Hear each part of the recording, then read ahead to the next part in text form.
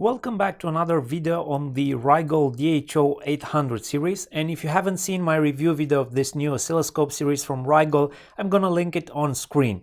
Something I've complained about in the review video is that this scope does not come with a built-in Wi-Fi adapter, so you'll always need to plug in an Ethernet cable to get that connectivity. There is a solution to that. We can add our own USB Wi-Fi adapter, and this is not my own discovery, but the people over on Eevblog forum have the merits for finding this. Because the scope is running Android operating system underneath, there are some built-in drivers for some Ethernet chipsets already built into the operating system, so we just need to find the right adapter for which a driver is already included. What you'll need for this hack or upgrade it is a TP-Link TL-WN725N USB Wi-Fi adapter, and this is a very basic model. It's USB 2.0, only does 2.4 GHz, 150 megabits per second, but the key thing here is the chipset used inside these adapters, for which the Android operating system running on our Rigol DHO series already contains a driver, making this a more or less plug-and-play upgrade. The chipset I'm talking about is the Realtek RTL8188, and we need this exact chipset, so other adapters using the same chipset might work as well, but since these TP-Link ones are widely available, I highly encourage you to get one of these. You need to be looking for the WN725N version 2.0 or version 3.0, which are known to be based on this chipset. Just so it happens, I already had one of these adapters, which was purchased many years ago, and it runs the Realtek RTL8188 chipset. I think that one, the old one that I have, might be a version 2, but I also ordered a new one. This cost me $6.38, free shipping locally. I got it next day, and this one is a version 3.0, which also should have the RTL8188 chipset inside.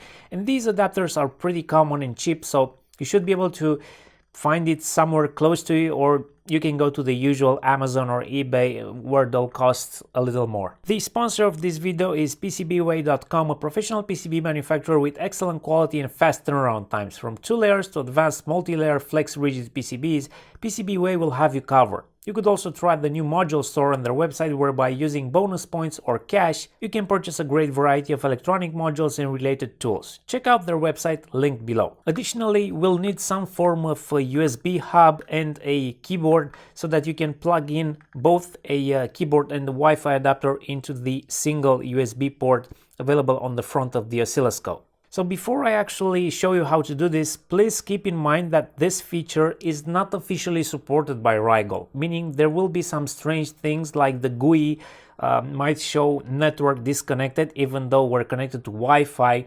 And another caveat is that this whole thing might not be hot swappable, so you will need to start the scope with the Wi-Fi adapter already plugged in for everything to start nicely. I'll have to test that because for some users it appears to be hot swappables while for others not, so you'll get the functionality but it won't be packaged nicely. Luckily, once we're done, the scope will just connect automatically on every power-up as long as the USB adapter is plugged in, and I can live with these limitations as long as it will automatically connect to my Wi-Fi and I can access it over network, where I will be assigning it a fixed IP address from my router. So start with the oscilloscope turned off, plug both your USB keyboard and your USB Wi-Fi adapter into the USB hub and the USB hub into the USB port on the oscilloscope, then power on the scope. We need this keyboard because there is no built-in Wi-Fi scan and connect functionality in the Rigol GUI, so we need to get to the Android operating system settings directly with a keyboard shortcut. And after the scope is up and running, we just need to press the Windows +N key, which is a shortcut for the Android operating system to pull the notification bar. And you might see this damaged storage message in here. I have not done any mods to my scope. It is factory and is showing this message out of the box, so don't worry about it. Everyone apparently is getting this message. Next, you should hit the settings button, go to Wi-Fi. Then it should show your access point, connect to your access point and use the external keyboard to type in the password, and it should connect to your Wi-Fi. it might show this long message on screen. Again, don't worry about it. Remember that the scope GUI does not support this, so we'll get these weird messages. Now we just have to hit escape a few times until we're back on the main screen.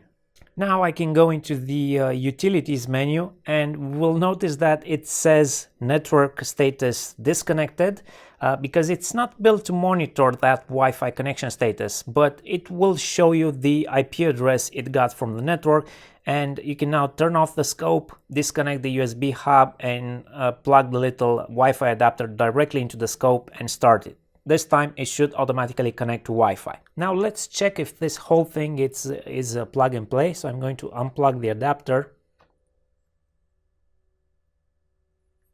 Let's see if this updates the GUI in any way. No, it's still showing the IP address in here. So I'm running a ping command from the command line on my Windows machine. Now let's see if plugging in the Wi-Fi adapter does trigger it to auto connect to Wi-Fi. We should start seeing a ping reply from the IP address of the scope.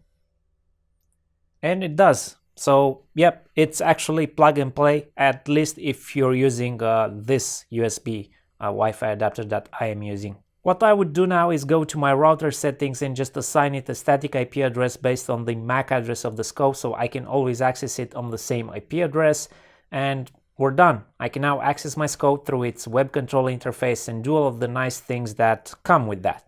Another complaint that I had in the review is that there is no brightness control accessible through the GUI. Well, now with the keyboard and the Windows +N shortcut, we can access the Android global brightness setting, and we can turn it up because it really seemed to be insufficient on its default setting with the glossy screen. So I'm pretty happy about this hack. It solved one of my biggest complaints about the scope, which is not having Wi-Fi connection. Now, having the web control, I don't really need the USB storage functionality anymore. I can just grab my screenshots or even video record the screen from the web interface over the local network, which is way more convenient anyway. So I think it's a very good compromise, which again makes this scope a very interesting one, quite possibly the best choice in this price bracket. I would love to hear your thoughts in the comments below, whether you're already using this hack on your Rigol DHO800 series, or if you plan to do it after watching this video. That was all for today. Make sure to subscribe to the channel for more content ahead. Thank you for joining me, and I'll catch you in the next one.